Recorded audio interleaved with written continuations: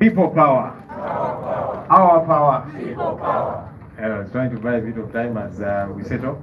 Let's get started with the national anthem. Let me invite the Vice President of Makerere University Guild to lead us through the national anthem. Madam Vice President of the Makerere University Guild, please come and lead us in the anthem.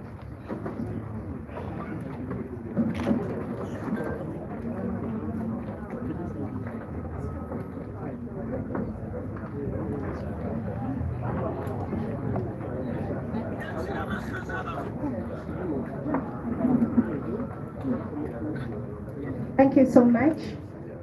My name is Namiro Mariat, the Vice Guild President, Makerere University, and I'm here on delegation by His Excellency Azeruka Robert, the Guild President, Makerere University. I think I will take on the duty assigned to me right now. Oh, Uganda, may God uphold thee. We lay our future in thy hands. United free for liberty, together we'll always stand. When The struggle is over. we shall wear the victor's crown. We shall wear the victor's crown. We shall wear the victor's crown. When the struggle is over, we shall wear the victor's crown in the new Uganda. People power. Our power. Our power. People power. Take a seat. Thank you. We want to welcome everybody that has showed up for this press conference. We welcome the media. Thank you for coming. I'm sorry we delayed to come and connect with you. I want to welcome all our leaders in various capacities, but I want to emphasize our young leaders, our student leaders who have joined us, guild presidents and other leaders from various universities. There's Mukisa John from Metropolitan University. Kindly stand.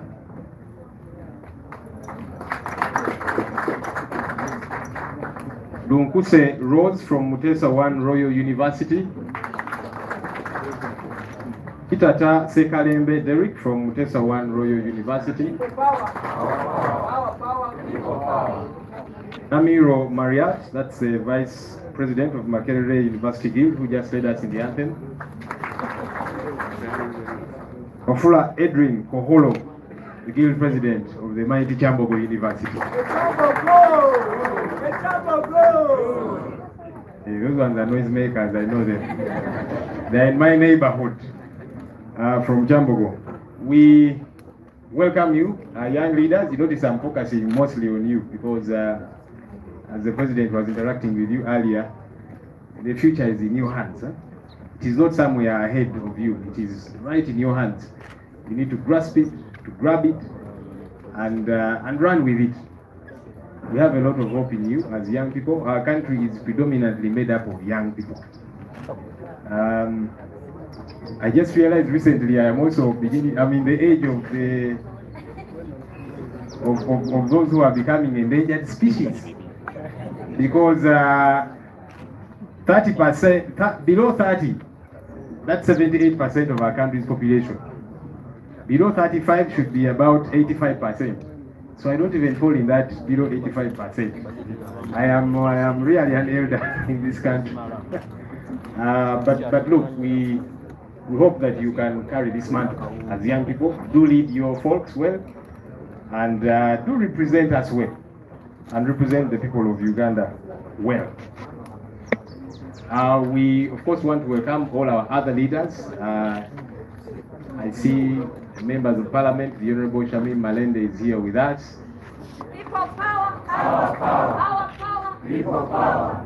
The mayor of Makindye is here with us as well. Looks like a celeb today. I see the Speaker of Nakawa. This People power. Power, power. People power. what does that mean? The Speaker of Wakiso is also here with us. People power. Power, power. People power. I've seen a couple of councillors. Let's stand and we'll be recognized. People power. People power. Our power. People power. Yes, those are our elected leaders.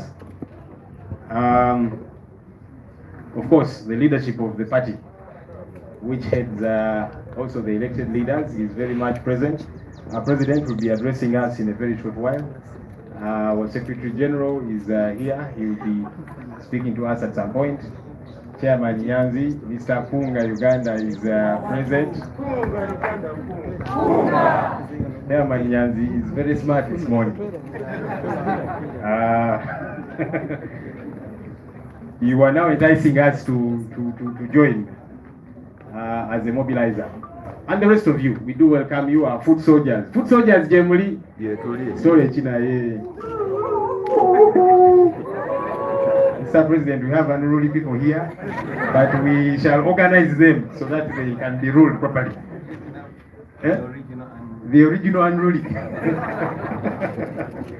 So we want to welcome each and every one of you for showing up today. The President is going to be addressing us shortly, but just before he does, we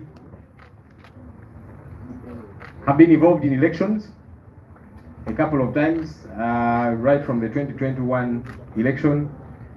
We saw what happened, and we have not been deterred, and we shall not be deterred.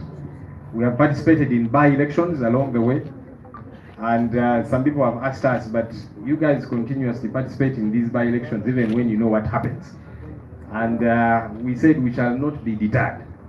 Mr. Museveni wants us to give up on everything to do with this country, to give up on matters leadership in our country, to give up on rallying Ugandans towards the cause for change in this country. But we are not going to give up. We shall not be discouraged. They have rigged the elections. We have been through several by-elections, and the people we have supported, our candidates and others, have won, as you have been following. And they decided we shall declare other people altogether, to perhaps cause us to drop the ball. We are not going to drop that ball. We are not going to cease connecting with the people of Uganda about what it is that they are interested in, and that is change. There's an upcoming by-election in Hoima, and as the NUP, we are going to participate very much so in this by-election for the LC5 district chairperson, and we are going to win this by-election without a doubt, as we have won all the others. Yeah,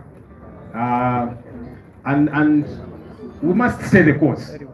Problematic, bothersome as that is, but anyone who pushes us away from rallying the people of Uganda towards better leadership, towards change, that is our enemy, and we shall not buy into that philosophy. So this morning, we want to unveil our candidate for the Hoima LC5 district chairperson by-election, the Honorable Aguda Moses. Please do come and join us. This man next to me here is the incoming LC5 chairperson of Hoima district. He's our flag bearer. He has been a leader, and he continues to be within our party, among the young people from Western Uganda, and he has proved what it takes to be a leader. And so we have a lot of trust in you, sir. We believe that you carrying our flag, you're not going to let us down. Let me allow him to say hello to us, and then the president will come and take a picture with him to unveil him properly. Thank you. People power. Our power. People power. Hoima oi. Hoima oi. Oh, thank you. My name is Aguda Moses. I come from Hoima, and I work as Secretary for Youth Western Uganda in National Unity Platform. But currently, I'm the flag bearer for the Hoima by-election LC 5 seat, which is going to start soon. I think actually on 30th this month, it will be nomination, and the voting day will be 14th of September. I want to say something small to the viewers who are seeing us today, and the people who are listening to us, that the Hoima by-election is not just a Hoima by-election, it is a national election. This is the time as NUP are going to write history to bring an LC 5 from Western Uganda for the first time. We have won those positions, but they have been rigging us. But I want to inform Museveni, wherever he is, that we have mastered his tricks that he has been using to rig our victory. And this time around, he shouldn't temper. He shouldn't even try to touch into the ballot boxes of Hoima elections, because we are more than determined to chase him away, and surely we shall chase him away. With Aguda Moses, with the National Unity Platform behind us, we shall bring you victory. I thank you so much. Abantu ba Hoima nkwenda kubamanyisa ngutu ukwija tugenda zivuga sabu kaunti zona abakapapi abakiganja abakisukuma Buraru Kigorobya hona tukuja tukulaba kuja kubaleta message egenda kuhindura embeya tuwikaramu ekiba mataka kiri Hoima ekyo babinga mu nyanja ni musoha enjuzanyu ekyo kuba emirimu ifuha mafuta okumigiriza okwijwire Hoima tuizire nengarukwamu titumanyo manye bizibu byanyu baitu tuina nengarukwamu yabyo. So mutuwesige mutuweza karuru tubinga busuma bujwire Hoima na Museveni abantu baitu batwale mwebale mu. Let me request the president to come and receive you officially and take a picture with you here.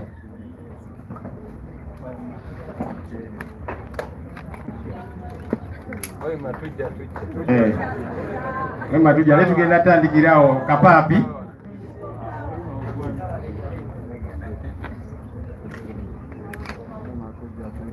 So all the very best, Mr. Aguda. We are coming to Kapapi and all those other places. Ne Kapapi mbadde manyia wano kumpi wano mugetuza. Ya nyanja. Okay, so yeah, like I was saying, we are going into this by-election to rally the people of Hoima and give them an opportunity to choose a side, to take a stand, all right, between oppression, between despair and freedom.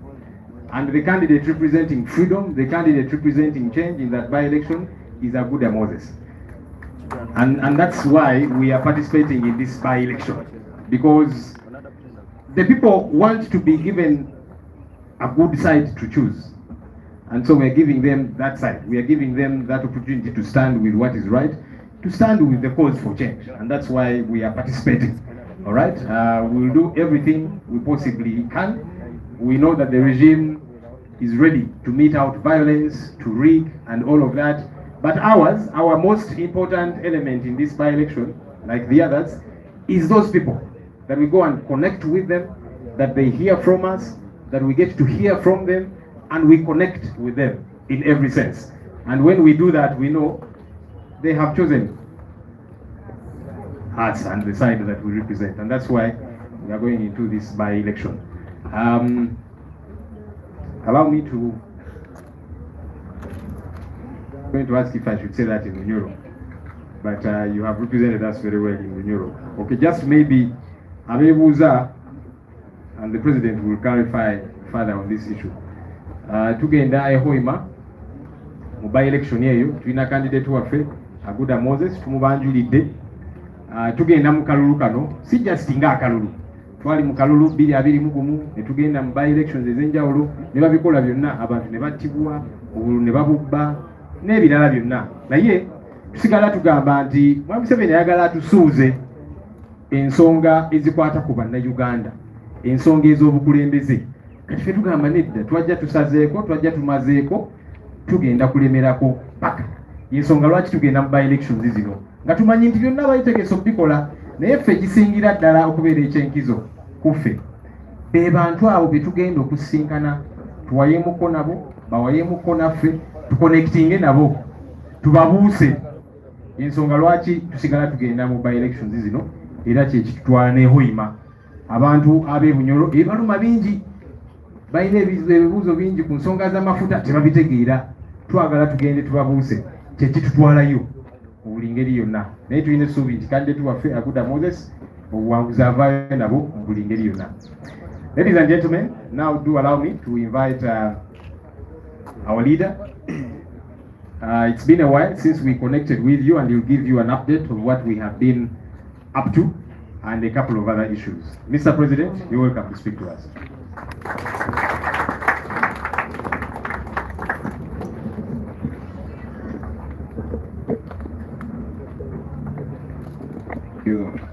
Thank you very much, Comrade Senyonyi. I'm struggling to start calling you honorable, because when you have a friend, you are used to calling him by his name. Ladies and gentlemen, we welcome you this afternoon. Please take your seats. I'm sorry. Thank you. Madam Bakoisamka exercise. Ladies and gentlemen, we welcome you, members of the media. We appreciate you every time you come to amplify our voices. Today, we want to update you about a number of issues. As you've noticed, for close to a month, we've been away. I traveled with some comrades, including our spokesperson and the deputy spokesperson and a few MPs. As a matter of fact, the deputy spokesperson is still in the US trying to spread far and wide our gospel of change. But we are back here. I will update you about our diaspora engagements. We were touching base with our comrade freedom fighters across the United States. And we discussed quite a few issues, but most importantly, bringing back the hope and re-energizing our people. And of course, strategizing further on how best we are going to push the American government to review its policy on Uganda. For a long time, the American government has been the wind beneath Museveni's wing. Dictator Museveni has benefited so much from the American taxpayers' money to the detriment of Ugandans. The guns that kill us are given to him by Americans. The soldiers that torture us are trained by Americans.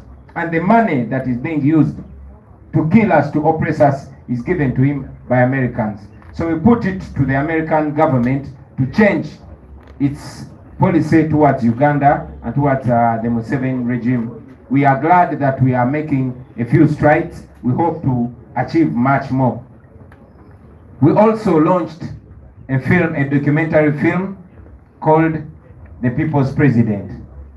That film highlights the atrocities that the Museveni regime has meted on the people of Uganda. You will be watching it soon. It's going to be on Netflix, it's going to be on Disney, and it's released by Nat Geo, National Geographic Channel, the most important geographic channel in the world.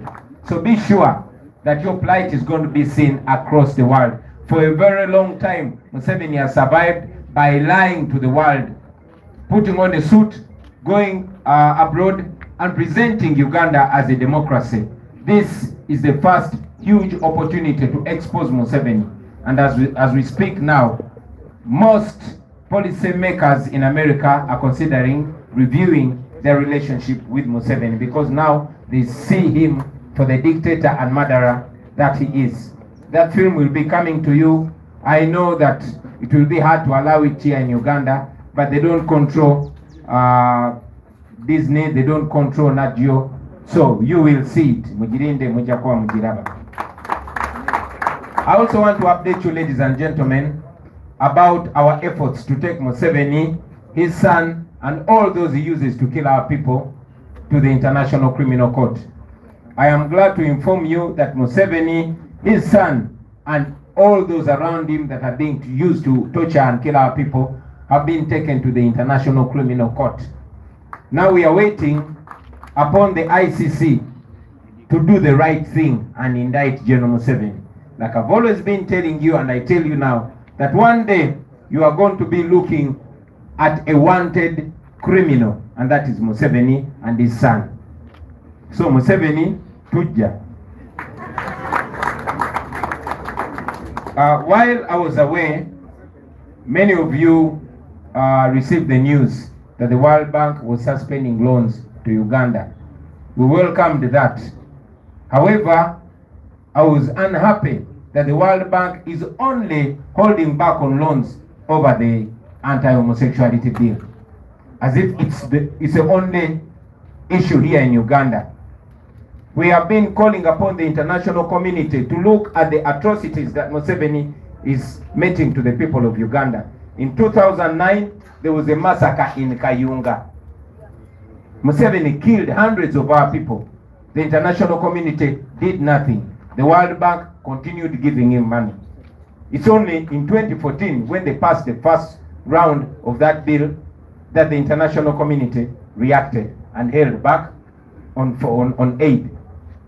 Of course, we complained because we want our human rights, especially the right to life, to be respected first before any right. Now, in 2016, Museveni, using Elweru, massacred hundreds in Kasese, including women and children. The international community did not do anything. Our comrades in the FDC, spearheaded by the Honorable Winnie Kiza, took Museveni to the ICC. He was not indicted. In 2020, Museveni massacred people on November 18th and 19th. Hundreds. We petitioned the international community. Apart from a few statements, nothing happened. You know, in 2021, Museveni rigged the election clearly, even by their own assertions. The European Union and the United States Foreign Department released a statement to the extent that Museveni was not a legitimate president. Unfortunately, only months later, the IMF and the World Bank was pouring dollars to Museveni.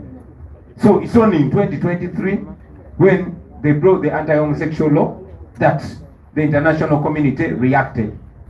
While we welcome sanctions against Museveni, we call out the hypocrisy of the international community. We want them to know that our right to life matters as well. That the lives of the hundreds of people that are being killed matter as well. You should not only look at gay rights as the only rights in Uganda. Does that mean that if Museveni repeals that law like he has been doing, then he has the right to kill people? Does that mean that if Museveni repeals that law, then you will continue giving him money even when he massacres Ugandans? So we continue to say to the international community once again that all human rights are human rights, and you should not be selective. You should not be selective in the application of human rights. I want to comment about the regime infiltration. Still, while I was away, in fact, before I left, there were scandals in the FDC. I restrained myself before I got more facts. It's unfortunate that Museveni is playing with the same old script, but our parties don't seem to see through his deceitfulness. You saw how Museveni took over the UPC. And then after, you saw how Museveni bought the DP using Mao. Unfortunately, the same script is unfolding again. We hear scandals in the FDC. It's very unfortunate. However, I want to tell you, ladies and gentlemen, that all that Museveni can do, Museveni can buy out, compromise leaders, or tear apart opposition political parties, but he can never compromise the desire for change in the hearts of the people of Uganda. And that is why we came in as the people power, because we are representative of the people of Uganda, regardless of how powerful a political party is in the opposition. If you leave the side of the people, you will fade away into oblivion. So I want to encourage all of you comrades that are struggling for change, do not give up. For those of you in the UPC, in the DP, the right-thinking ones, and even those in the FDC, we share your misery because Museveni seeks to paint an image to the people of Uganda that even these political parties have no hope.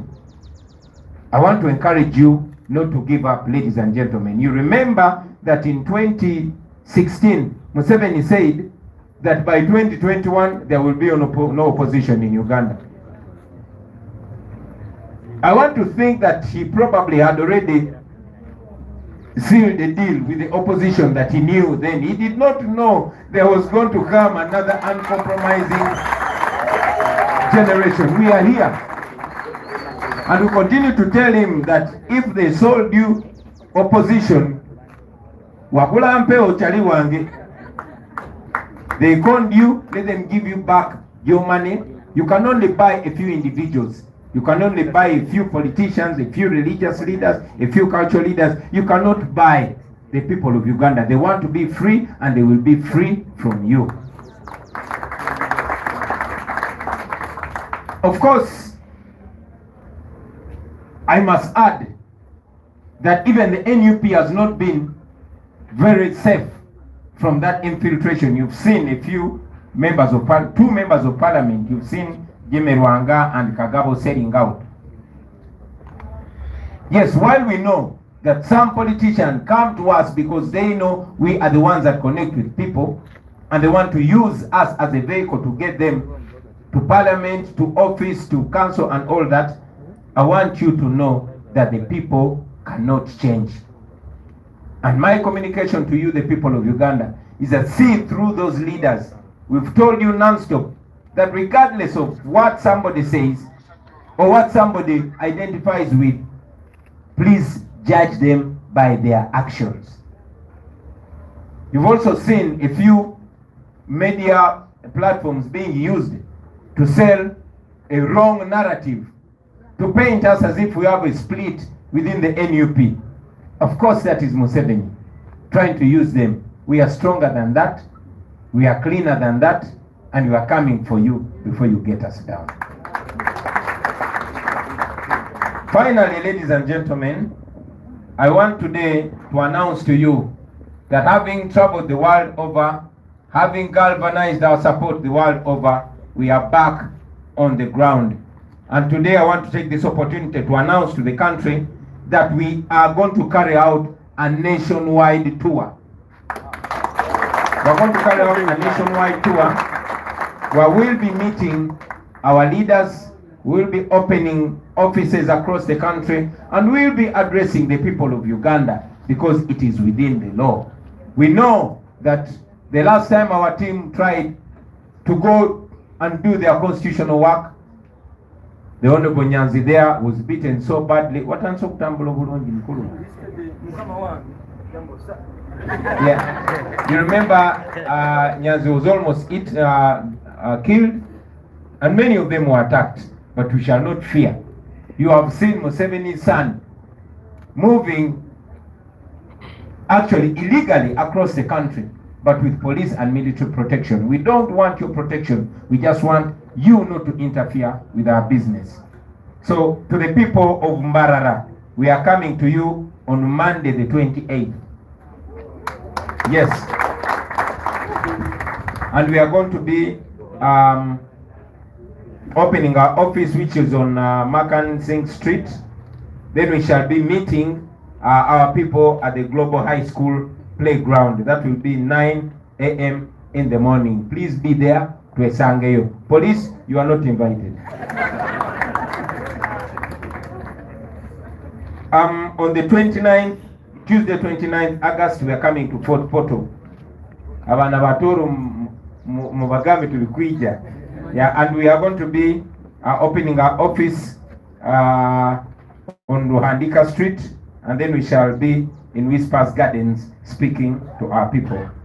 On Wednesday, we shall be in Kasese. We shall open our office on Alexander Street, Central Division, and we shall be holding we shall be holding a function. We shall be addressing people at the Bambucha Gardens.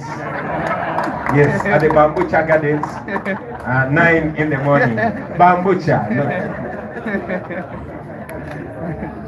On Thursday, we're going to be in Kabale. We shall be opening our office on Nyerere Avenue, and we shall address people at Mugarama Primary School playground. On Friday, tulija Busoga, abana be Mayuge, tuli munjira mutulinde. That will be Monday, yeah. And our office is going to be opening along Muhima Road, and then we shall address people just near our offices. September 4th, oh that's Mayuge. Tuesday, September 5th, we shall be in Busia, opening our office along Waiswa Abdul 2 Road, and then we shall address people at Madibira Playground School. Madibira Primary School Playground. Wednesday 6th, we shall be in Mbale, open our office along Mbale Palisa Road, and then we shall be in Busamaga Primary School Playground. Wednesday 6th, we are going to be in Soroti. We shall open our office along Ajib Street in Kangere, and we shall address our people at San Marino Guest House grounds. On Thursday 7th, we shall be in Lira. We'll open our office along Junior Quarters in Lira City and along Kole Road, yeah. And then we shall address our people in Pacific Ground Hotel grounds, yeah. Thursday 7th, we shall be in Gulu. Friday 8th, we shall be in Luwero. Wednesday 13th, we shall be in Arua. And more details will be communicated to you, ladies and gentlemen. Like we have said, we are doing all this within the law. As required by the law, we've communicated with all offices, and we are going about our legal office. We don't expect any inconvenience. I want to thank you, ladies and gentlemen, and for that matter, bye. Yeah. Nenda bita mu Luganda, tidio bandi lwidukira.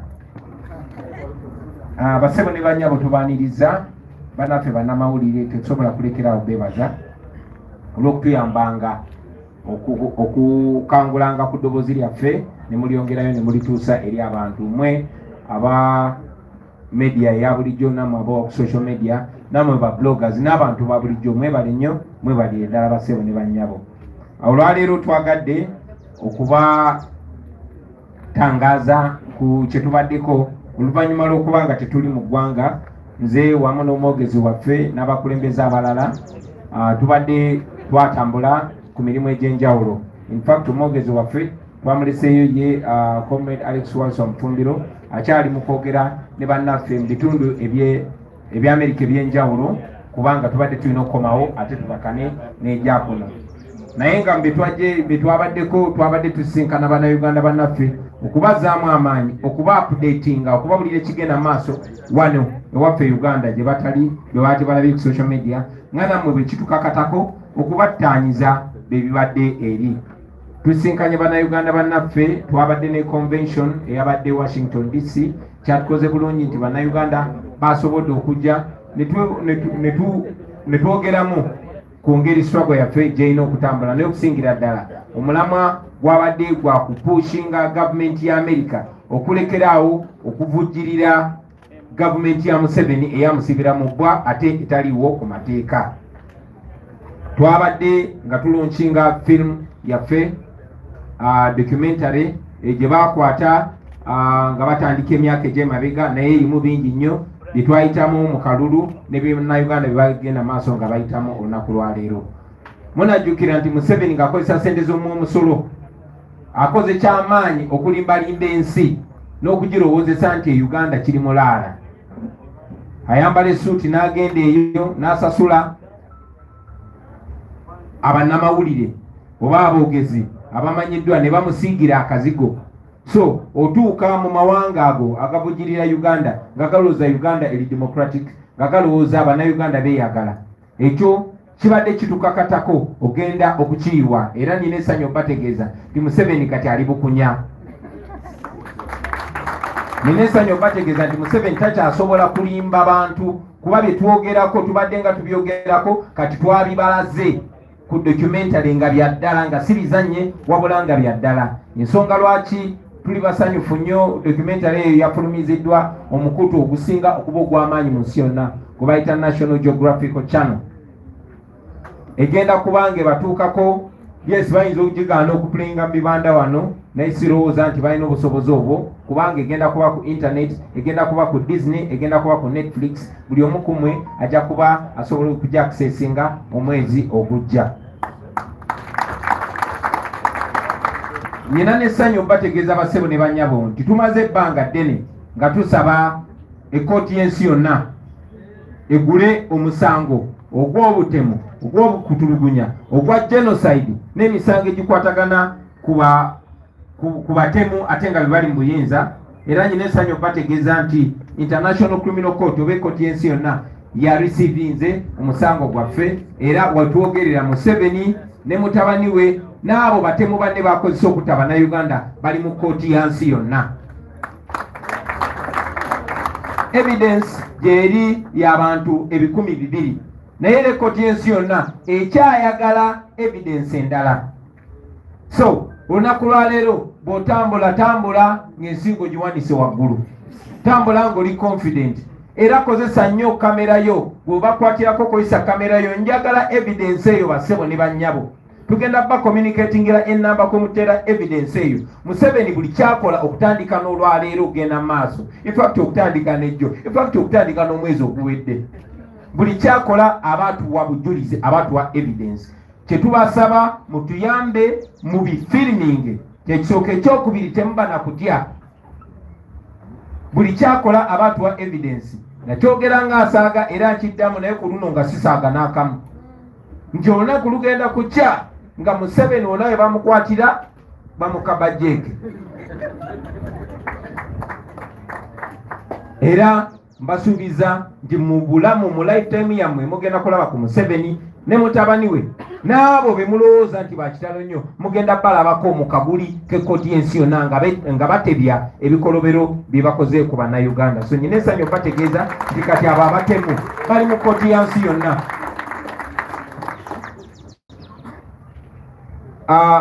Mpozi era weesibadde banka y'ensi yonna World Bank yasazaamu amabanja gonna, kati Uganda gebadde esabye n'ag'omu maaso yasazaamu okuwola Uganda sente zonna.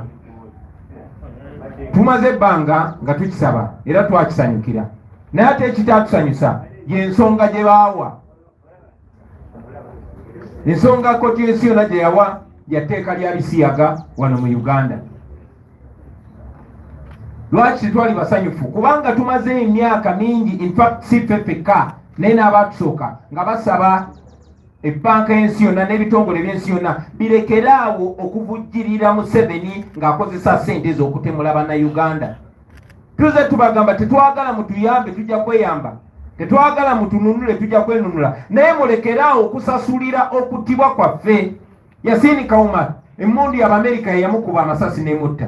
Essente Museveni z'akozesa okututta World Bank ezimuwa.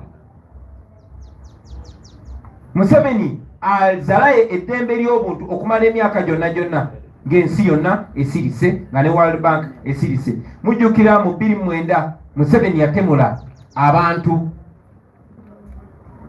ku nsonga z'e Kayunga. International community yasirika busirisi, naye bwe bayisa etteeka ly'ebisiyaga mu 2014 ensi ne ziryoka zeekyanga, era Museveni n'atya n'akozesa Andrew Mwenda ne Fox Odoi ne balijjayo. Mu 2016 Museveni yatirimbula abantu b'e Kasese mu 10,000, abaana n'abakyala nga babambudde engoye nga babaweebudde babasibye obundoya ne babakuba amasasi. Winnie ne bannaffe abeefudisa abalala n'abalwanizi b'eddembe ab'enjawulo baagenda mu kkooti y'ensi yonna ne Museveni tebaamuwanika. Mu 2020 mujjukira juzi Museveni yatirimbula abantu 10 ku street emisana ng'enseeraba nga kamera z'ensi yonna zimutunuddemu. Byali ku BBC, byali ku CNN, okujjako ka statement akatono akavumirira ebikolwa ebyo. Baagenda maaso nakuwa Museveni sente ng'atirimbudde abantu abajjeko eddembe lyabwe ery'okubeera obubeezi abalamu. Mu 2021 Museveni n'agenda n'abba obululu ng'ensi yonna eraba. Era mu kwogera kwabwe aba omukago gwa Bulaaya ne Foreign Department ya USA bagamba okulonda tekubadde kwa mazima na bwenkanya. Kyatujja enviiri ku mutwe ng'ate myezi mitono egiyiseewo nga baali bamuvugirira sente, nga IMF emuwadde sente ne World Bank emuwadde sente. Kati bayisiza etteeka ly'ebisiyaga ne balyoka balekerawo okuwa Museveni sente. Kyetwebuuza, mwagala tugamba nti wano Uganda eddembe ly'obuntu lyabali babisiyaga bokka? Mwagala tugamba tina abantu be batta mu 2009 ekayunga, abantu be basadde Kasense, abantu be basse mu 2021 bo tebalina ddembe lyabwe? Tetumanyi na kumanya oba n'omu abo mwalimu abamu ku abo bate baalimu. Tuze tugamba omukago gw'ensi yonna nti buli muntu, buli ddembe lya muntu ddembe. So bwe tubagamba mu respecting eddembe ly'obuntu ne mwekomoma ate ne muvaayo just ku basiyazi bokka, mubanga abagamba nti fe abalala abatali basiyazi tulina ddembe lyaffe. Obwo bwennanfuusi era mu basebo aba World Bank wadde mwaggyeko Museveni wadde mwamuggyeko sente mwandibadde mwazimuggyako dda. Era mu ensonga eyo yokka y'abasiyazi mubanga abagamba nti bw'anaakozesa Andrew Mwenda ne Fox Odoi ne bajjawo etteeka eryo ajja kuba wa ddembe okugenda maaso n'okutta abantu. Mubanga abagamba ajja genda maaso n'okusaddaaka abantu n'okubba obululu. So wadde twaniriza natti zonna twagala natti ziyambe abannayuganda ku bizibu byabwe. Otherwise kijja kuleetera abannayuganda okulowooza mulina ki kyemukwese mu kintu ekyo, mulina ki kyemukweseemu, mwebereremu nno nammwe. Njagala okwogera ku Museveni engeri gy'azayingira mu bibiina ebimuvuganya. Mwalaba Museveni bwe yawamba UPC ng'akozesa akena n'agitwala. Mwalaba Museveni Norbert Mao bwe yamuguza DP. Kakati gy'oli abalamu mwalabye Museveni bwe yayingidde mu FDC ng'era akozesa sente zamuwa musolo. Naffe kennyini abadde agezaako tuyingiramu kubanga batwaka kagabo mwabalabye, bajimerwanga mwabalabye, n'abalala mujja balaba muteekewo maaso abiri. Njagala okubategeeza basebo ne bannyabo ti Museveni asobola okugula abakulembeze naye tasobola kugula bantu.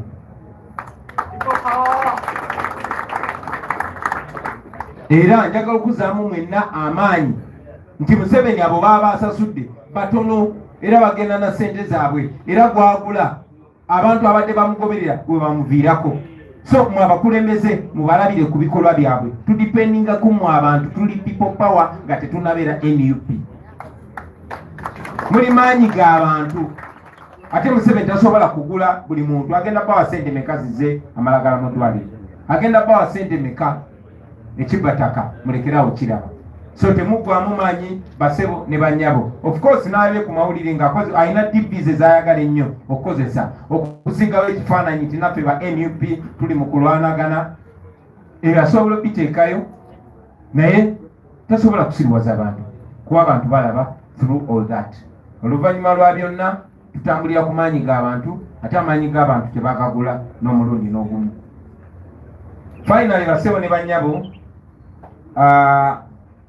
njagadde olwaleero okulangirira nti oluvannyuma lw'okutalaaga ensi yonna ebweru wa Uganda, katuli Uganda, tuli ku ground, era njagala okulangirira nti tugenda kutandika tuwa oba okukyala mu bitundu bya Uganda eby'enjawulo nga tusinkana abantu baffe twogerako nabo ku radio, tugula offices zaffe era nga twogerako ne bannayuganda.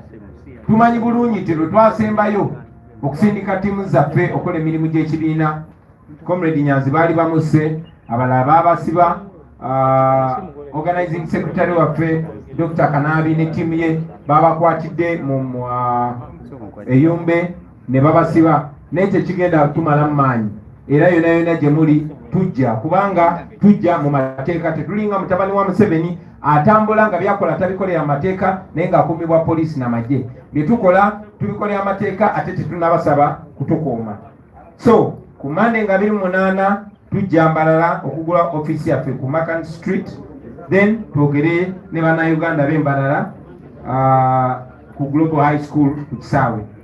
Tuesday nga 29 tugenda Fort Portal, tujja kugula office yaffe eri ku Luhandika Street, then twogere n'abantu ku Whispers Gardens. Wednesday nga 3 tugenda Kasese, tujja kugula office yaffe ku Alexander Street, twogere n'abantu ku Bambucha Gardens. Bambucha. Ku Monday nga 4 tujja kubeera Mayuge, tugule office yaffe ku Muyima Road, then twogereko n'abantu baffe era mu kifo kyekimu. Ku Lwokubiri tujja Busia nga 5, ku Lwokusatu nga 6 tujja Mbale,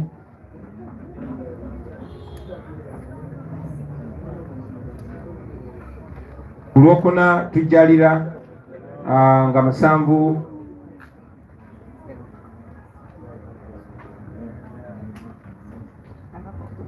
then ku Lwokutaano nga 8 tuli Luweero, ku Lwokusatu nga 13 tuli Arua, n'ebitundu ebirala program zijja kuba communicated, tujja ba communicating nga tuyita mu bakulembeze baffe abali mu bitundu ebyo. Finally, abantu b'e Hoima okumala ebbanga ddene nga omwogezi waffe bw'akyogeddeko, Museveni ayagala bakyaya kulonda kuba amanyi okulonda tayinaamu mukono, amanyi nti bwe bituuka ku by'okulonda tayinaawo chance, kati ayagala bibakyaya, ayagala mulekerawo okulonda kuba buli bwe mugenda okulonda mumuswaza buswaza. Tuzenga tubagamba temukoowa, kubanga okulonda y'engeri y'amateeka gye tusobola okwembalasinga Museveni, okumuexposinga, okumunafuya, eventually okumusuula. Badictator bagwa ng'akalulu tekannabaawo, bagwa mu kalulu, bagwa n'akalulu nga kawedde. But most importantly, akalulu bwe kabaawo ne bwe baba bakabbye batya, kabaleka kabakubyemu ebituli nga tebakyasobola kustandinga. Museveni okubanga atya amawanga g'ebweru, n'okubanga tulina ensonga ez'omuzinzi okwetoola ensi yonna ezimudiscreditinga, kwe kuba nti twamuwangula mu kalulu. Tumanyi bulungi nnyo nti Museveni abantu b'e Kayunga yali ayagala nnyo bagwemu amaanyi batame, bwe twagenda ne bamuwangula squarely, ninalangirira mulala nga bwe yakola wano mu Kampala Central, nga bwe yakola Ejjinja, nga bwe yakola ku nze kennyini. N'atuula mu ntebe gye nalina okuba nga ntuddemu, naye tekyamuwonya kuba tagituddemu, asitamyemu nsitamu. Kino nkyogera kubanga singa yali mukulembeze eyalondebwa nga era ayagalibwa, yandibadde tatambulira mukuuma kamberenge nga bwakola kati. N'olw'ensonga eyo, basebo ne bannyabo, njagala obbategeeza nti e Hoima tujja e Hoima, nze kennyini nja kujja e Hoima nkampingeyo ennaku mmeka? 3, kubanga nja kuba nzijjayo mu mateeka. Tugenda kujja tuwagire muganda waffe Moses Aguda, ate era agenda kuwangula. Ekyokuba oba bamulangirira oba tebamulangirira, ekyo kiri ku mwami by'Abakama n'obuswavu bwe. Tujja kukola ekituufu kye tulina okukola. In any case, ogwo gwe mukisa gwe twagala okukozesa mu mateeka, nange ntuuke mu bantu baffe abeeyo ate mbi bagambe ebirala. Ekyano gye twagala okukozesa abantu okubabulira amazima, okwongera obbagula amaaso basobole nabo okunyiiga ekimala. So abantu b'e Hoima tuli kwijja mutulinde. N'ebigambo ebyo basebo ne bannyabo, mwebale nnyo, mwebale eddala okutuwuliriza. Omwogezi waffe bw'anaabakkiriza tunayanukula ebibuuzo ebimu. Mwebale nnyo, mwebalire eddala kuba Katonda mu nsi yonna.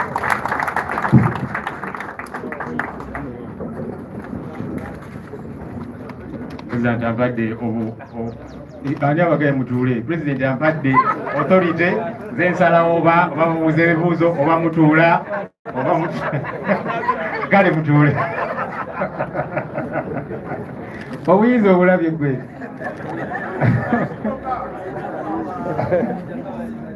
ani oyo ayogedde wange nja kutwala mukozase kaakati endooza mbiwulidde tujja mu bitundu by'eggwanga ebyenjawulo ate kati eno feezi namba emu eno efeezi esooka kubanga districts nyingi zetutogedde president zatasomye tujja bwe tumaliriza feezi eno ne mu districts endala kubanga nkakasa abamu bagamba yi district eyange nga sigiwulidde nga bajogerako eno just feezi namba emu bwe tugimaliriza nga tutandika feezi ey'okubiri buli kitundu ky'eggwanga tugenda kituukamu mu buli ngeri yonna waliwo era mujja bawulira eyo tyate kakati abagoberedde amateeka naki betwetaaga okutegeeza tubategeezezza IGP Electoral Commission poliisi ez'ebitundu ebyo tubategeezezza si kubasaba lukusa mugenda ne mubawulira nti ate kakati abo tebatusaba lukusa tewali tteeka ligamba nti tulina kusaba lukusa tubategeezaako tikakati kino kyetugenda okukwasaganya mirimu gyaffe tekibakwatako nga mmwe tuli kibiina ekiwandiike so twabategeezezaako abo era tujja bitundu ebyo ebyenjawulo okutuukiriza obuvunaanyizibwa bwaffe ng'ekibiina ekiri registered. All the people that ought to be notified, we have notified the IGP, the Electoral Commission, the DPCs and so on and so forth in these various areas. We have simply notified them. I normally hear them say, but you see, they did not ask us for permission. There is no law that says we must ask for permission. No, we simply notify them because this is none of their business as our work as a political party in as far as that is concerned. So we have notified them duly as should be, and we are proceeding. We are not waiting for them to give us permission because the law does not say that. Okay, and this is simply the first phase. Some of you might say I've not had my district being talked about. After this first phase, we shall then embark on the second phase, and we shall come to all the different areas of this country. Kale, tugende ku bibuuzo. Nengendeko awo Zex birangirangi.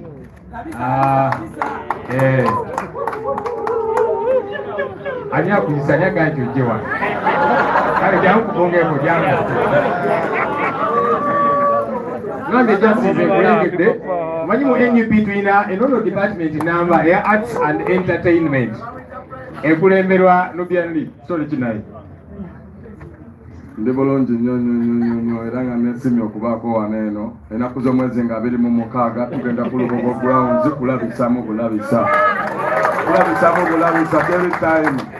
every time buli mwatule ku ssaawa eri ne ssaawa y'okulabisa Lugogo mwana waffe ndi wa wano banange ye kikyo kale kakali sebo tugenda kumusasula kalangaawo kale ne boddayo this eno department number mu NUP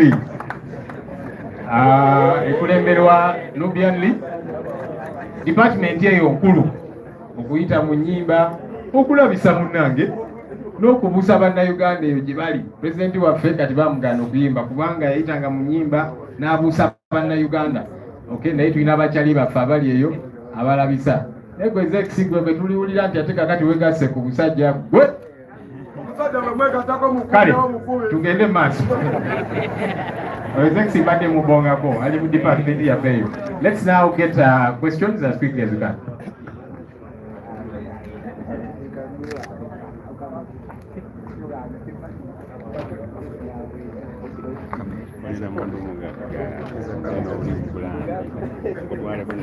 Okay, let's take questions. On one of those days, tugenda kuba ne presa nga ekwasaganya department eyo nga kyali waffe atukulembera Nubian Lee wali tubalage nti neyo department kulu arts entertainment sports naki so bakyali baffe bonna balebanga nti nembabazi nishut naye wali atuubireko yonna gyali.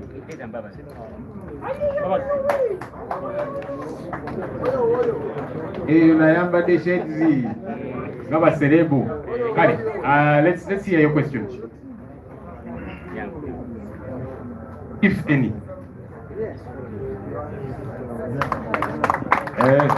Ono shuti, not ni shuti. Nakati wa analisa. Mbabazi shuti, right? Chakabi. Tubali kuwera kumulamwa. Okay. Bwejire.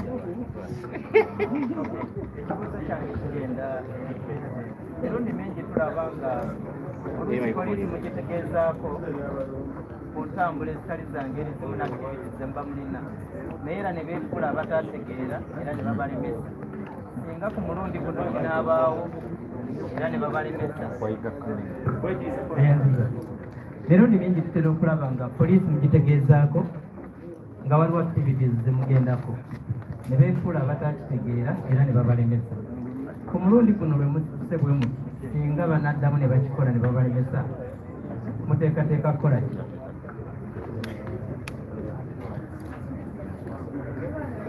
Okay. Next question. Yes, sir. Natava.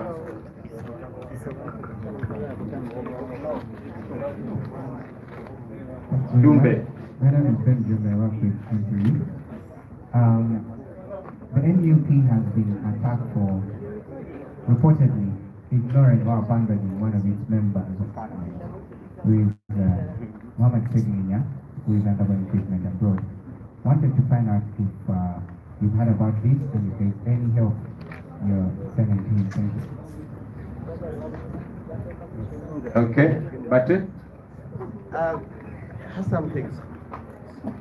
My question is, you've supported the World Bank sanctions on Uganda, but there is a lot of research to show that actually sanctions don't affect leaders, affect these people, the day-to-day person. So why do you support sanctions, yet there is a lot of research to show that it affects Omuntu Wawansi, the one you are speaking for? Okay. I'm Okay, go ahead. David Tony from National from Leaders. Tulabye emirundi mingi ng'ebibiina eby'oludda oluvuganya President Museveni agezaako okubiwulirira nga bwe kizze bumuze butugamba. Ku mulundi guno omwanga tulaba nti no FDC eri mu kantu nga National Unity Platform mulina nteekateeka ki oba muli mumaliridde mutya okulaba nga mweŋŋanga obuzibu obusinga bubanga bubalungi nammwe, kubanga twatandise okukirabako abakulembeze mu kibiina kya National Unity Platform bakulosinze okudda mu ludda olulala. Kiraga nti n'ekibiina kino nakyo kiri mu lusuubo nga biri.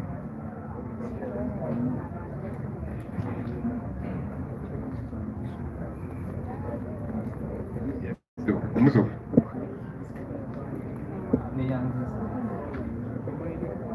Amaina Waisa Moses, Soka One Radio Station.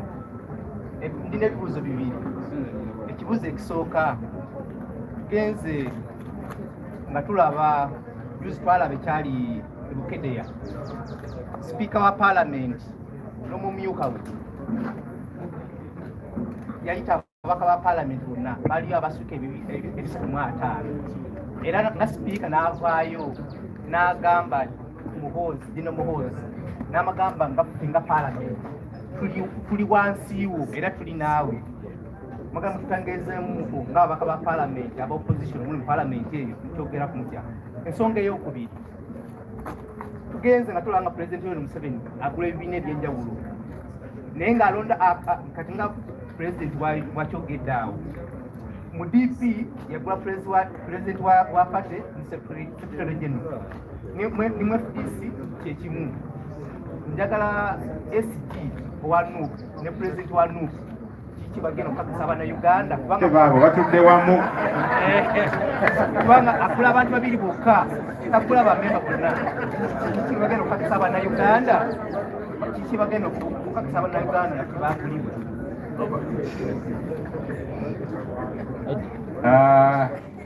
Okay, we'll take maybe the final question. I don't suppose. Yes, ekibuzo kyange comments zammwe ku bigambibwa nti ssente ezayingira mu FDC mu biseera by'akalulu Ani ono erinnya? Mulangira Ddembe tezaali za kulwanyisa NUP.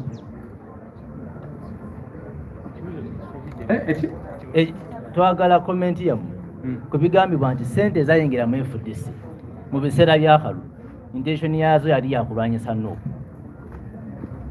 Oyagala tugambe exactly? Sebabuuza ffe bebaazibwa. Walibuuziza bebaazibwa. Bakutangaze kakati tetukiddamu ki ekyo. Yesebu. Assalamu alaikum warahmatullahi wabarakatuh. Omupenje Sharif of Radio. Ekibuzo kyange kigenda eri President. Tulabyeko ebibiina bino ebizze biyingirirwa omukulembeze w'eggwanga nga Secretary General bakola kyamaanyi mu kubitunda nga Buganda. Mulina nteekateeka ki okulaba nga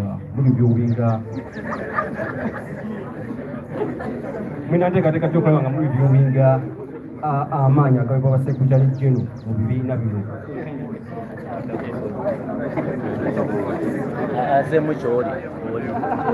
Okay. I think that's it with the questions. Let's join ebibuuzo ebiwera wano era olina okubiddamu. Abatulaba ku Map Media TV YouTube channel tubaaniriza saawa ya bibuuzo. Map kabwejumbira ku kamera.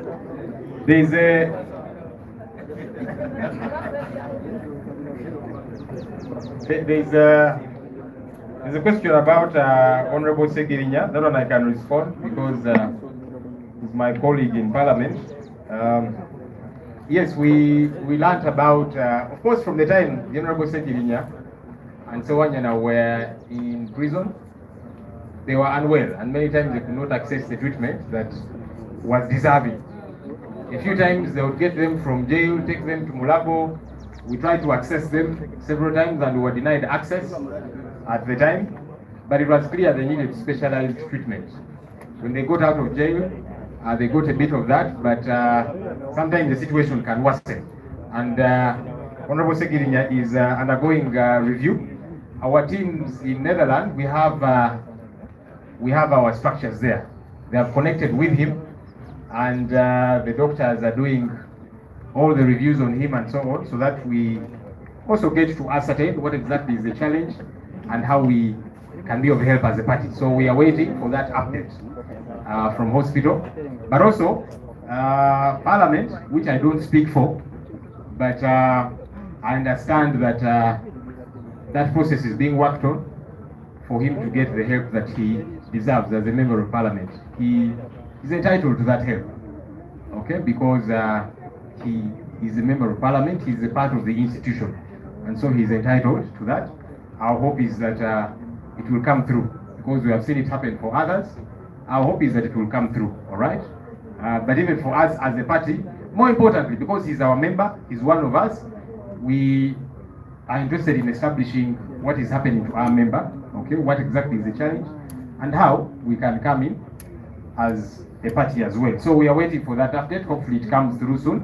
But our teams have been there, we are there with him, and hopefully soon we shall get that update from the doctors, ascertaining what exactly is the challenge, what is required, and then we get to see how we can come in on that matter. Ensonga eya munaffe Honorable Segirinya, of course we bali mu komera ye ne Honorable Sewanyana balwalirayo mu komera olw'embeera zebaali bayitamu, era ebiseera ebisinga nga babajjayo ne batwala e Mulago. Twagezaako bakyalira e Mulago ne batulemesa, mwabiraba abamu gye byaggweera bwe baabata era ne batandika okufuna ku bujjanjabi, naye oluusi embeera eyinza okusajjuka nga eva ku bulwadde oli bwalina naki. So Honorable Segirinya ali Netherlands, era tulina ttiimu zaffe eza structure yaffe y'omu Netherlands abamukyalidde era bagoberera ensonga eno, era tulinze ekiva eri abasawo eyo okutubuulira exactly obuzibu buli ku ki era nakyo ekyetaagisa, kubanga ono memba waffe nga NUP twagala tutegeere kiki exactly ekimusumbuwa era tuyinza kukwatira wamu naye tutya. So tulinze report eyo okuva eri abasawo tutegeere exactly ki ekisumbuwa munnaffe era tuyinza kikwasaganya tutya ku saidi ya palamenti gye soogerera naye era n'olunaku lw'eggulo twabadde tuteeka sipiika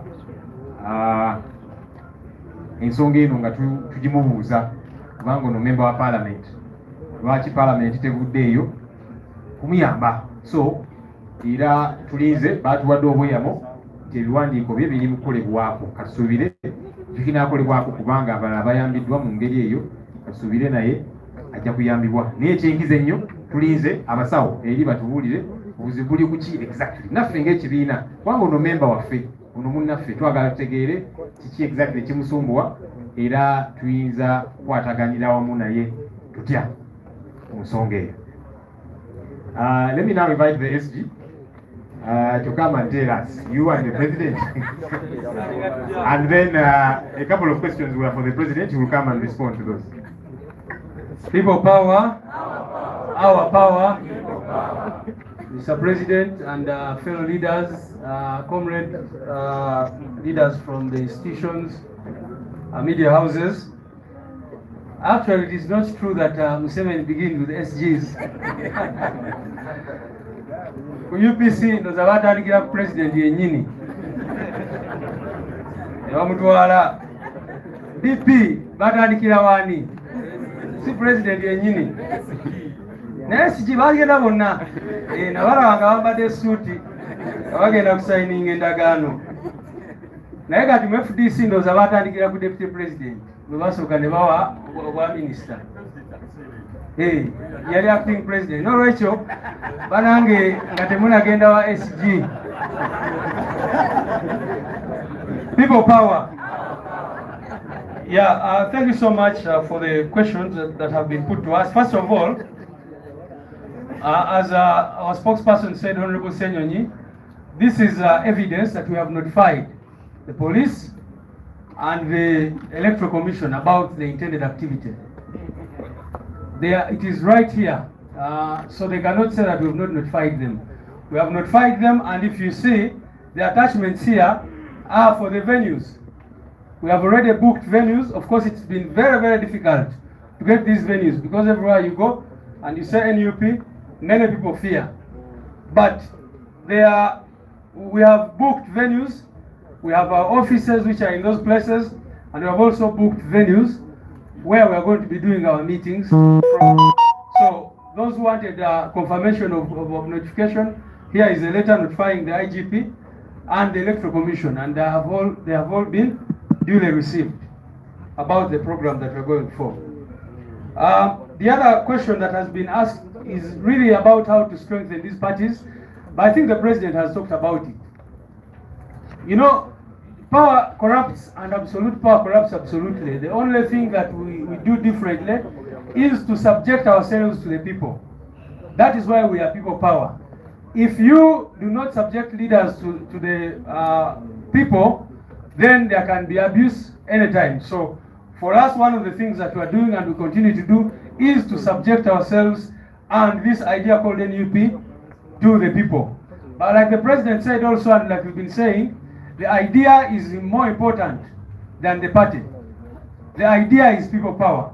So even if you take a political party and all leaders and you buy them off, the people of Uganda will continue craving and yearning for change. Finally, I think the question that was put to me was about, or maybe the question I want to address is the one asked by Bate, observer. The question of sanctions. Do these sanctions affect the common people? One, we would prefer targeted sanctions, and that's one of the things that we've been saying. We've been calling for Magnitsky sanctions, for example, travel restrictions, which target these individuals. And as you know, there are many, many of these regime officials who can no longer travel to America, to Europe, because of the sanctions that have been put on them over their human rights violations. But these other sanctions, like the cuts, the aid cuts, drawing back on loans and other things, you know very much how much of the money has been stolen. There is no project funded by the World Bank in this country that has not been riddled by corruption. And to know that what we are saying is true, even General Museveni, surprisingly, you saw what he wrote. he wrote clearly saying that this World Bank money has not been helping Ugandans.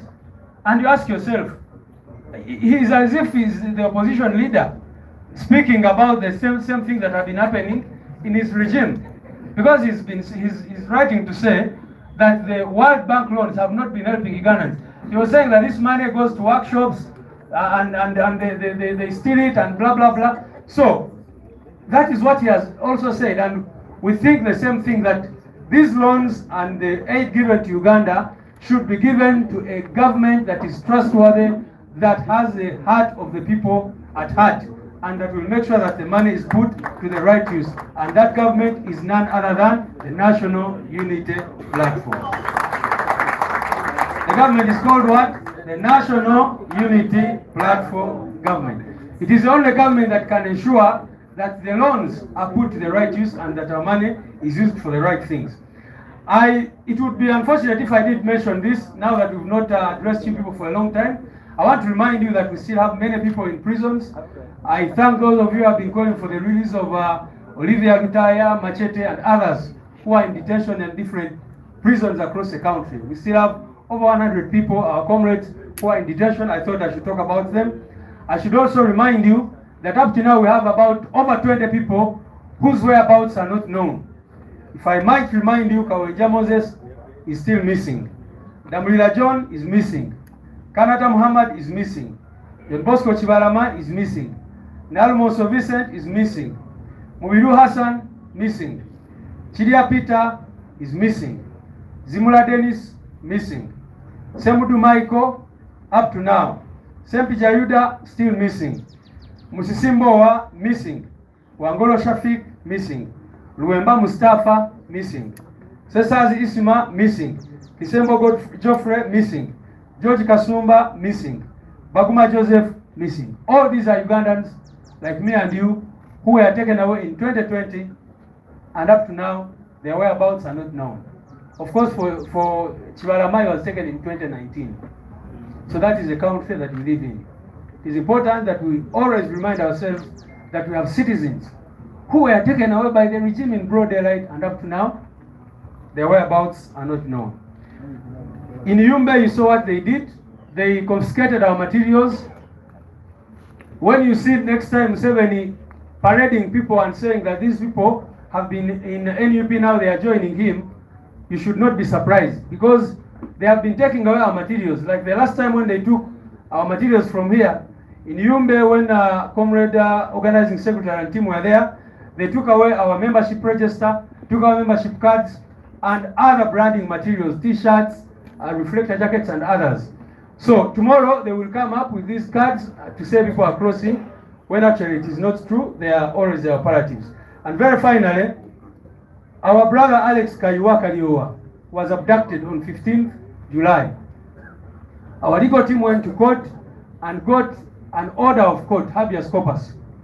We know very well that they have him, but up to now they have refused to abide by the decision of the High Court, commanding them to release Alex Kaiwa Kaliowa. So those who ask why we go to ICC and others, that is the answer for you. That a court in Uganda can say, release this person, and the regime simply ignores the court order. I thank you very much. I don't know if I should speak some Luganda. Okay. No Nyankole. Nyankole Nzagurugambira Mbarara. The people of Mbarara are very excited that the president will be there on Monday next week. I was abana beka mbade njogera ne bamukubo nga bamwesunze bijja. So banange mbade njogera ku nsonga ezenjawulo, kansoke ziremu ekibuuzo kibabuuziza nti ebitongole by'ensi yonna bwe biteekako envumbo ku Uganda, ekyo kirekawa abantu bamufuna mpola abaavu abali obaoliawo baali badde baganyulwamu mu programs zino. Njagala bajjukiza mwenna nti zino projects ebiseera ebisinga teziyamba muntu wa bulijjo. Era ne General Museveni nyini yavuddeyo n'agamba nti ssente za World Bank babadde bazikozesa bubi, zibadde teziyamba Uganda. Ye kennyini n'avaayo n'akyogera nti babadde bazikozesa workshops n'ebirala. So kaakati mukimanyi bulungi nti buli project ya World Bank wano mu Uganda ebaddemu emivuyo egy'enjawulo. Ssente zibulankanyizibwa n'ebirala bwe bityo. So sisuubira nti Munnayuganda owa wansi agenda kufuna losi yonna yonna sanctions zino babaseewo, kubanga abo baba tebazibba be bali mu buzibu kati. Amu kyemanyi baali bakoze dda plan z'amayumba za apartments n'ebirala be baali basuubira okukozesa sente World Bank bwe zituwa, kati abo be banyigirizibwa nnyo eno decision ya World Bank, kubanga omuntu wa bulijjo sente zino abadde taziraba. Njagala ogende Karamoja, ogende Katakwi, ogende wa Muteso, olabe abantu baavu bwe balimu. Tosobola nakukkiriza nti Uganda efunayo nakasente konna.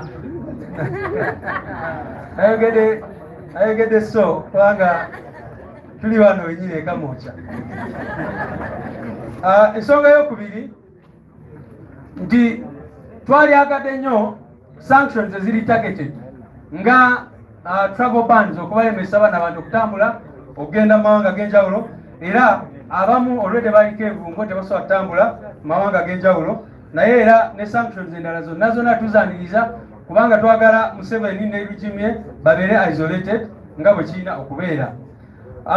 Mbadde njogera ne ku nsonga y'abantu baffe, njagadde okubajjukiza bannange nti tukyalina abantu abasukka mu 100 abali mu makomera ag'enjawulo Lujimbe yatwala ng'okotadde ba Olivia Lutaya, ba Machete Yasini, Kalanzi Ashraf n'abalala bonna, era n'okubajjukiza nti tukyalina abantu abaatwalibwa mu mwaka gwa 2022 ne bwe twogerera tetumanyiwa gye bali. Lujimbe yabatwala ng'ensi yonna eraba, era amanya gaabwe nga bawadde abamu be tumanyiiko, naye mukimanye nti waliwo abalala be tutamanyi abatajjanga wano kweripootinga, kati bano be tubeera nabo be tuli in touch ne family zaabwe n'ebirala bwe bityo. N'olwekyo bannange bwe tuba twogera ku kutyoboola eddembe ly'obuntu ne twogera ku nsonga za ICC, bannange mutegeere obulumi abantu bwe balina mu Uganda, nti oli batwala maama we, batwala taata, batwala mwana we, ne bamubuzaawo okumala emyaka 3 kati nga teri amanyi oba mulamu oba baamutta.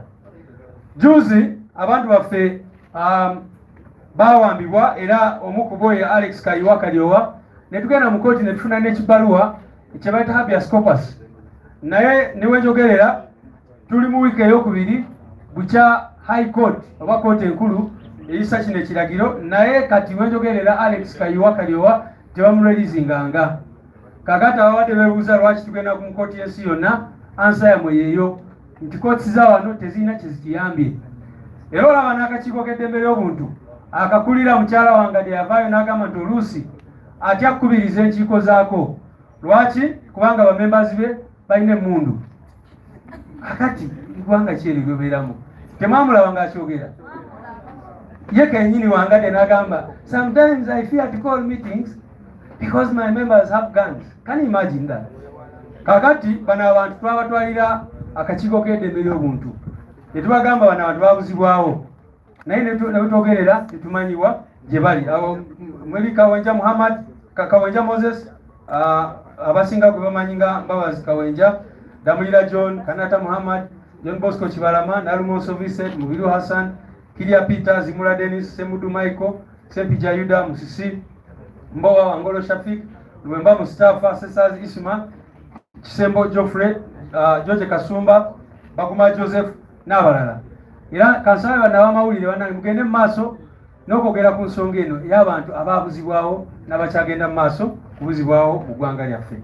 Ekisembera ddala mbalaze ebbaluwa nti ku luno poliisi n'abalala tebeekwasa. Ebbaluwa yino wano bakitaddeko stamp aba Electoral Commission, naye ono wa poliisi n'awandiikawo erinnya lye received by Mugume n'ateekako nti yagirecevinze. So ebbaluwa tubawandiikidde poliisi ne tuwandiikira akakiiko k'ebyokulonda ne tubategeeza nti tulina enteekateeka ey'okutambula eggwanga, ey'okutalaaga eggwanga okutandika ne Monday next week. So tebavaayo ate ne beekwasa nti tetwabategeeza. Twabategeeza ebbaluwa ino, era tutaddeko ne receipts eziraga nti tumaze okusasulira ebifo we tunaatuula. Offices zaffe gye ziri ze tugenda okugulawo, naye oluvannyuma lw'okugulawo offices twagala era tugende twogereko n'abantu mu bitundu eby'enjawulo. So kataawo tusimbudde. Banaye muzikirize twanirize President addemu ebibuuzo era tumalirize. Thank you. Bannange temuyimirira mutuule. Thank you, SG. Wadde nga SG agambye nti bayitanga mu ba president naye namwe FDC mbu SG yatwalayo president mbu naye era kyonna kyekiri a sellout is a sellout and no sellout deserves mercy. So atunze omwoyo gwe atunze banne aba abatunze obaani amututteyo aba mukyamu.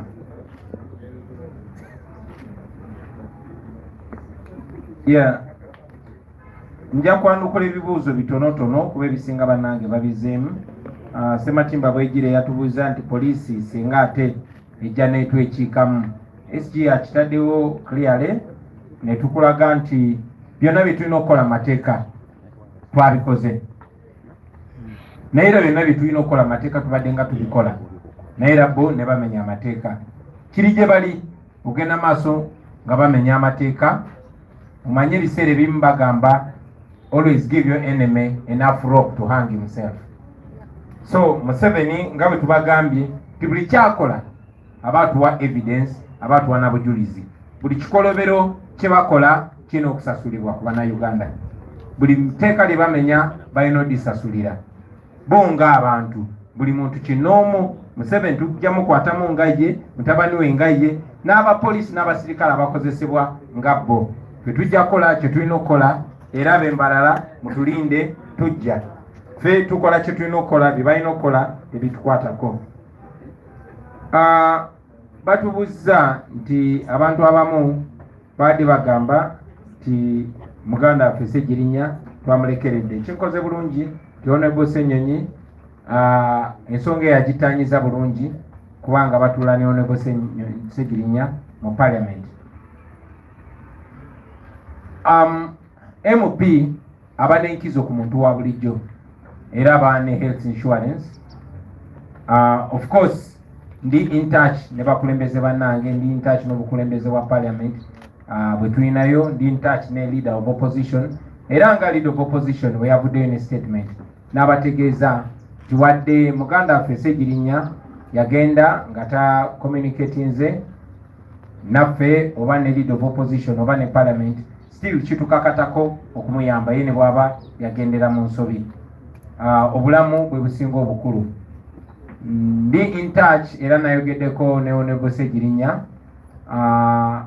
SG akibatanyiriza ne Honorable Ssenyonyi akitanyiza ti Ssegirinya ne gyali ali mikono gya ttiimu yaffe gya chapter yaffe eye Holland. Be bamulabirira mu ddwaliro be bali naye. Naye era mujja kujjukira nti bannaffe bangi baadde bakozesebwanga ensobi. Omuntu yemu eyakozesanga omugenzi Katolo Bwama ensobi yabadde agezaako okukozesa Honorable Ssegirinya ensobi. Mwalabye nga Honorable Nsereko atadde ku Facebook ng'asondera mbu asondera Ssegirinya ssente. Naye nze ndowooza ti ng'omubaka wa Parliament ate omugundiivu aba amanyi ekyokukola naye asalawo busazi kukola ekyo kyatalina kukola.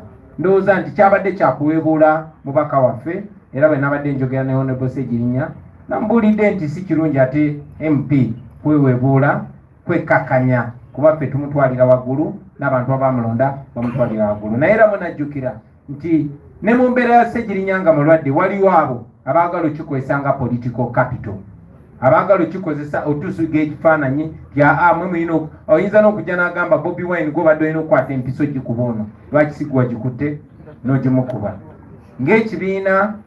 Era ng'obukulembeze bwaffe buli mu Parliament bapushunga okulaba nga muganda waffe afuna obujjanjabi bw'adisavinga kubanga mu mateeka alina okujjanjabwa era nga ajjanjabwa Parliament.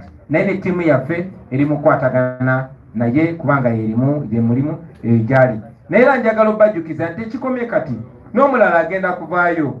Omwami eyabadde amukozesa mujjukira nti yadeeta etteeka ng'agezaako okubaga n'okukozesa social media. Naye ate yakozesa social media si kutumbula munne naye kumukakkanya. Ffe abalengera ewala tulaba nti bagezaako okukiteeka ku NUP kya NUP lwaki temunaba kukuŋŋaanya ssente baagala kumufuula asabiriza. Honorable Ssegirinya si bbeega. Honorable Ssegirinya member wa Parliament era bagezaako mupushinga nga babadde bapushinga abalala.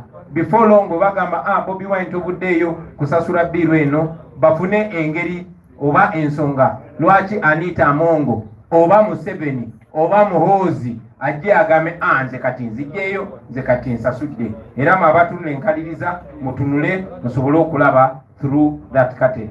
Naye nga Honorable Ssegirinya tumusabira, era timu zaffe eziri Holland zemulabirira, era tumanyi nti ajja kuba bulungi nga Katonda akkiriza, naye naye tuwuliziganya naye, era tusuubira nti tajja kuddamu kubeera kuteekebwa mu katego kwesa mu ngeri emuweebula kutuuka ku nsonga eyo, kutuuka ku level eyo.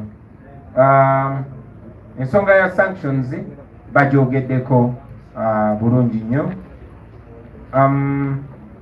Waliwo abuze ekibuuzo nga kibuuliza ddala nze kennyini nti tunaakola tutya singa Museveni ayingirira NUP. Teyakatandika Museveni atuyingiramu nga tukyali people power. Abona be mulaba ba bloggers abamu n'abakulembeze abamu abalonderwa n'abatalondebwa basooka kuba nga bali ku ludda lw'abantu, naye over time mask egenda evaako. Mumutunulire enkaliriza abantu mbalabire ku bikolwa byabwe. Obuyinza si bwaffe, obuyinza bwammwe abantu. Ffe kye tujja okukola kye twabasuubiza nti tetugenda kubikkirira muntu yenna, tujja balabisa. Era njagala okwebaza n'abo abagenze maaso si mu NUP naye mu bibiina ebirala abavuddeyo ne beexposing abo. Waliwo aba UPC baavaayo ne beexposing nga bakeena nga batunze ekibiina ewa Museveni. Aba DP baavaayo ne beexposing Mao nga batunze ekibiina ewa Museveni. Aba FDC baavuddeyo ne beexposing abo basuubira nti batunze ekibiina ewa Museveni. Naffe bonna bonna abanaaba bafuuse baseerawo tu era tujja balaba temubalabe. Tujja balabisa kubanga ensonga yakola ki? Yakulabisa. That money yali intended kulwanyisa NUP. Ebyo tebyali bigambo byaffe, ebyali bigambo by'Abaganda baffe abali mu FDC. Naye era tekyewunyisa kubanga sente nyingi nnyo ezikozeseddwa okulwanyisa abo Museveni be yeeraliikirira. Twali tutandika kampeyini yaffe ey'okusigugula Museveni n'abagamba titugenda kulwaninga kampeyini ekyasinza okubeera ey'ebbeeyi ate agenda ogisasulira ye Museveni. Kyannaku nti akozesa sente zaffe ez'omumusolo. NUP ne People Power n'okutulwanyisa kibadde kya bbeeyi nnyo eri Museveni. Tekimututeeko sente zokka, kimututeeko n'obukete bonna bwe yali yeebisse, kimulese ali bukunya, engoye tuziggyeko katudda ku lususu. So this is going to be very, very expensive for Museveni, and unfortunately for him, he's not going to win it. So yes, sente zikyayisinganya emikono nga zakulwanyisa ffe, zakulwanyisa bannayuganda, naye tetugenda kussa mukono, tetugenda kulekeraawo. Sente zijja kutuuka zimuggweko kuba kakati n'abazungu be yalinga yeewolako sente nga yeewolera mu mannya gaffe nga ffe baatalayo, nga ffe basingayo. Ezo nazo akataapu kaasibiddwa, n'obulala bujja kusibwa, n'obulala. Kijja kuba very expensive. Sente zonna za spendinga azikozesa kulwanyisa ffe. Ekyo kibalage nti ffe basinga okutya. Naye era njagala okusinziira wano okusaasira baganda bange bonna bonna ab'omu FDC, ab'omu DP, ab'omu UPC, temulimwe kati tubasekerera olw'ekyo ekihappeninga mu ttiimu yammwe. Brothers and sisters in the FDC, we feel your pain, we feel your betrayal. Nali so touched ndaba Dr. Besigye ayogera nekwatibwako nnyo. Munnange abali b'enkwe bajja kuba bangi nnyo, naye tebajja kuwangula ku lasiti, tebajja kuwangula. Mujjukira nti twafuba nnyo okulaba nga tukwatagana ne baganda baffe aba FDC. Twafuba nnyo, twatula mu meeting nyingi nnyo. Naye era abo abaalinga abafuba nga ne balaba nti akafaananyi kafulumye nga ne Dr. Besigye, enkeera nga basaawo olutalo olw'amaanyi tusobole okuvumagana. Ekyennaku nga n'abantu baffe naddala ba foot soldier ne bannaffe abali ebweru ne basupporters baffe nga bavaako waya ne bavumagana ne basaawo olutalo. Ekyo nga kikolera Museveni. Museveni yafubanga nnyo okutufuula nti tuli balabe ba FDC, tinabo balabe baffe, ng'ate akozesa ba leaders, nga kyewunyisa omukulembeze ow'oku ntiko ye okuba nti talaba nti twetaaga okukwatagana, okuba nti takiraba nti tulinga abasibe abalwanira eruzira. Naye Katonda mulungi, timuze mbiraba, muze mulaba nti tebatubadde nga tebatuvuma lwa bukyayi, naye batuvuma kulwanga bosi waabwe abasasula kyekyo kyabasasulira.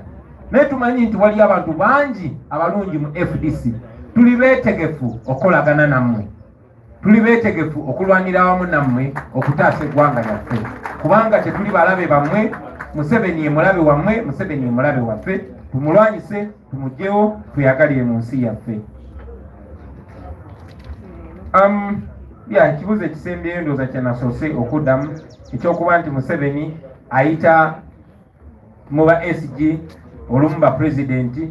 Kati nno okuba nti mu FDC kigambibwa mbu yayise mu pulezidenti na SG, ekyo nno nze ne muganda wange Lulongoya kitussa mu katu era kitwongera nze nganze era nkakasa ne muganda wange ye amagye muli tetugenda bali ya mulukwe nga tukyali balamu pozi nga tufuke naba tuba tukyali balamu kikafuuwe.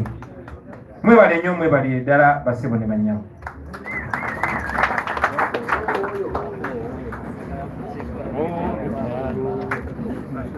Kale SG ne President batuwadde obweyamo. Ate batukyagala mumanyi nti ba spokesperson yeffe tuvaako ne tubalabisa. Let me invite Honorable Sumaya Nabawanuka from Mubende to lead us in a closing prayer.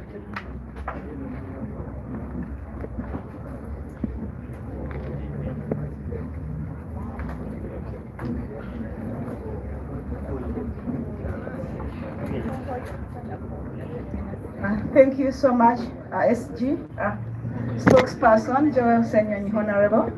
I greet you everyone in the name of Allah. My name is Maya Nabawanuka from Mubende, and I'm the regional coordinator for Greater Mbende. Thank you so much for coming today. We thank you so much, our President, Secretary General, and everyone, our honorables, and the media fraternity. Thank you so much for being here. I've been requested to lead you in the closing prayer.